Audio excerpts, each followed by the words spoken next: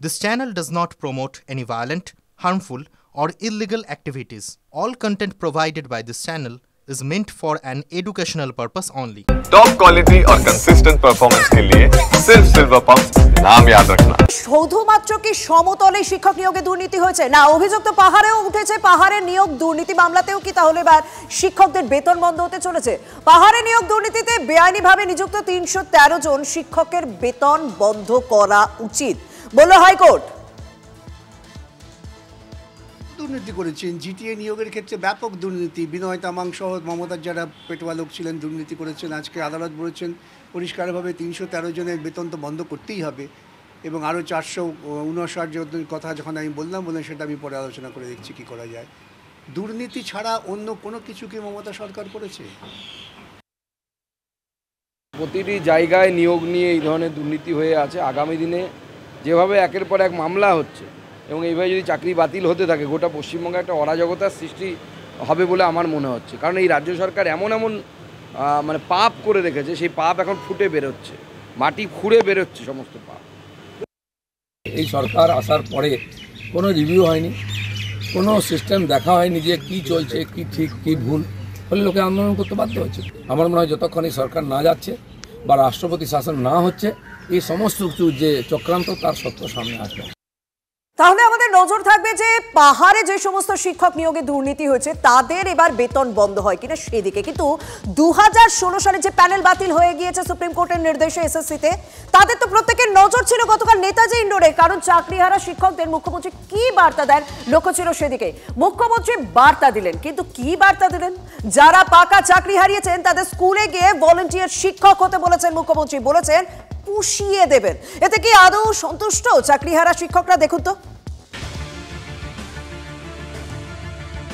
পুলিশের কাজে civic volunteer জানিয়ে বিতর্কের ঢেউ দেখেছে বাংলা এবার কি শিক্ষকের জায়গায় স্কুলেও ভলান্টিয়ার নেতাজি ইন্ডোরের সভায় মুখ্যমন্ত্রী মমতা বন্দ্যোপাধ্যায়ের প্রস্তাব ঘিরে জোর বিতর্ক প্রথমে হাইকোর্টের ডিভিশন বেঞ্চ ও পরে সুপ্রিম কোর্টের রায় বলেছে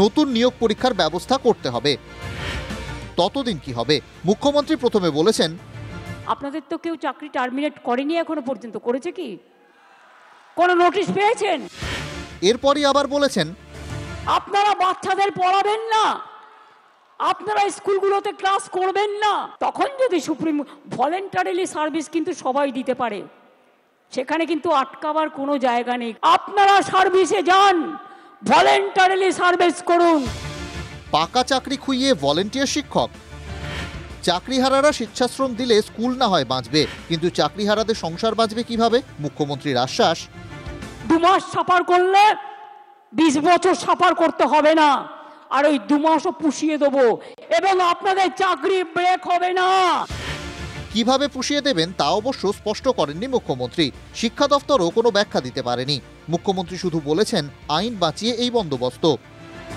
কেন বলছি কোর্ট আমায় বলতে পারে আমি বাতিল করলাম তুমি ওদের কেন যেতে বলছো আমি যেতে বলছি এই কারণে যে কেউ সার্ভিস দিতে পারে ফর হিউম্যানিটি তাদের সার্ভিস কেউ করতে পারে না ব্যাখ্যা স্পষ্ট না পেয়ে নেতাজি ইন্ডোরেই ক্ষোভে ফেটে পড়লেন চাকরিহারারা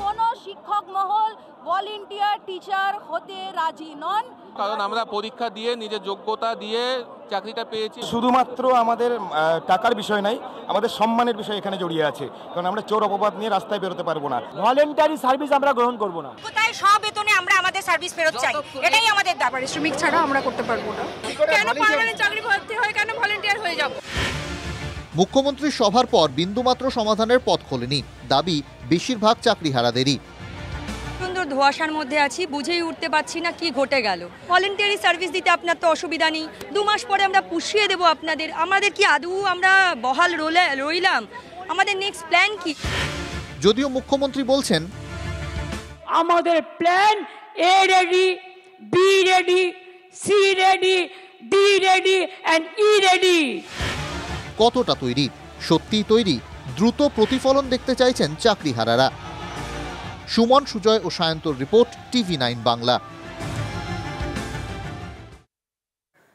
অর্থাৎ শুক্লের মুখ্যমন্ত্রী চাকরি ফেরানোর বার্তায় কিন্তু আশ্বস্ত নন চাকরিহারারা নেতাজি ইন্ডোরে মুখ্যমন্ত্রীর সঙ্গে বৈঠকের পর নিজেদের মধ্যে তারা বৈঠক করেন বৈঠক শেষে স্পষ্ট করে দেন আন্দোলনের পর থেকে তারা সরছেন না। ধর্মতলায় ধর্ণা অবস্থান চলবে, আগামীর পরিকল্পনা তাদের তৈরি হচ্ছে। আমার সঙ্গে রয়েছেন সহকর্মী সোমা। সোমা, তোমার কাছে জানতে চাইবো যে তাদের এবার গতকাল পর্যন্ত যে আপডেট ছিল যে তাদের এবার পরিকল্পনা এই আন্দোলনটা শহর কলকাতায় নয়, এই আন্দোলনটা এবার জেলায় জেলায় পৌঁছে দেওয়া, ব্লকে ব্লকে পৌঁছে দেওয়া। তাহলে কি তারা স্কুল এবং আন্দোলন একসঙ্গে চালিয়ে যাবেন? কারণ মুখ্যমন্ত্রী স্কুলে যেতে বলেছেন, তারা কি স্কুল আন্দোলন একসঙ্গে চালিয়ে যাবেন না শুধুমাত্র আবারও আন্দোলনেই নজর দেবেন তারা? কি খবর পাচ্ছ?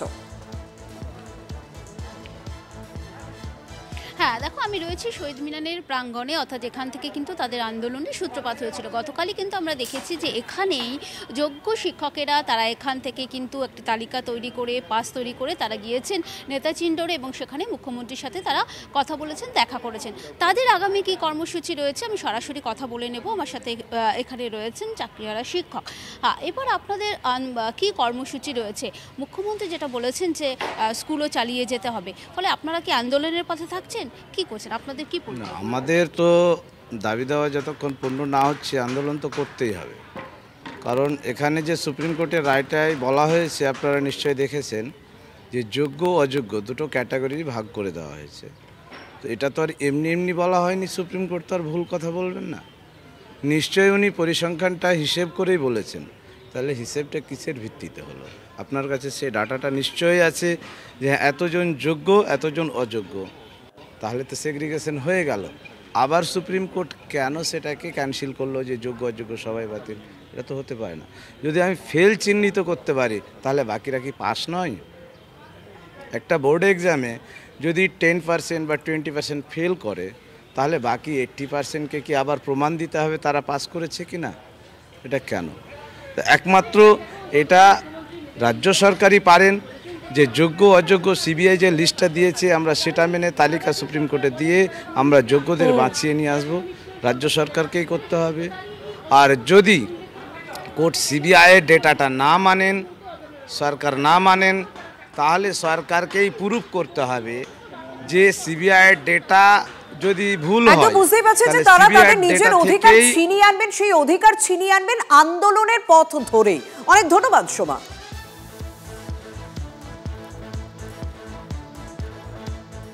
আন্দোলন থেকে সরে যাওয়া আমাদের পক্ষে সম্ভব নয়। তাই কিভাবে আমরা আমাদের আন্দোলন এগিয়ে নিয়ে যাব, কেমনভাবে আমরা আন্দোলন এগিয়ে নিয়ে গিয়েও আমাদের কাজও করতে পারবো সামগ্রিকভাবে, তাই সেই যে এজেন্ডা সেটা আমাদের তৈরি হচ্ছে। আমরা বিভিন্ন রকমের এজেন্ডার কথা ভেবে রেখেছি, জেলাভিত্তিক, কেন্দ্রীয়ভাবে। আমরা পরবর্তীকালে আরও বৃহত্তর আন্দোলনের মধ্যে দিয়ে মানুষের কাছে আমার যে আপত্তি হওয়া অন্যায়টাকে আমরা তুলে ধরব। আপনারা কি স্কুলে ফিরছেন? আমরা তো স্কুলে আছি, কারণ আমাদের টার্মিনেশন তো হয়নি। অবস্থানটা আমরা কলকাতা এবং ধর্মতলাতেই করব। জেলা মিটিং করব কাল বা পরশু করে। আমরা একটা বিবৃতি দিয়ে আমরা জানাবো আমরা আন্দোলন কোন কোন জায়গায় কেমনভাবে করে আন্দোলনগুলো চালাতে যাই। অর্থাৎ চাকরিহারাদের একাংশ আমরা দেখলাম যে তারা স্বেচ্ছা পরিষেবা দিতে কিন্তু প্রস্তুত নয়, কারণ অনেকেই বলছেন স্বেচ্ছা পরিষেবা নয় বরং স্বেচ্ছা মৃত্যুর আবেদনই একমাত্র রাস্তা। ইন্ডোরে মুখ্যমন্ত্রীর সঙ্গে চাকরিহারা শিক্ষকদের বৈঠকের পর এমনই দাবি করছেন উত্তর দিনাজপুরের ক্যান্সার আক্রান্ত চাকরিহারা শিক্ষক। চোপড়ার মাঝিয়ারি হাই স্কুলের শিক্ষক ইসলামপুরের দুর্গানগরের বাসিন্দা সুশান্ত দত্ত ব্লাড ক্যান্সারে আক্রান্ত, প্রতিদিন কেমোথেরাপির ওষুধ খাচ্ছেন। কিভাবে ভলেন্টিয়ারি সার্ভিস দেবেন? মুখ্যমন্ত্রীর বক্তৃতায় তার মতো ক্যান্সারে আক্রান্তদের জন্য কোনো আশ্বাস বা সমাধানের কথা শোনা যায়নি, যা হতাশ করেছে তাকে। চিকিৎসার খরচ, পরিবারের ভরণ পোষণ কিভাবে হবে, মাথার উপর যেন আকাশ ভেঙে পড়েছে সুশান্ত। স্বেচ্ছা মৃত্যুর আবেদন ছাড়া কোনো পথই খুঁজে পাচ্ছেন না তিনি। হতাশা চড়ে পড়ছে সুশান্তের গলা। সব কিছু একটা প্রসেসের মধ্যে সে পরীক্ষায় নিবে, সবই করবে, একটু আই ওয়াশের টাইপেরই হলো। জাস্ট এতে কোনো সুরাহা পেলাম না, ওই অথই জলেই পড়ে থাকলাম, চিন্তার কবলেই থাকলাম।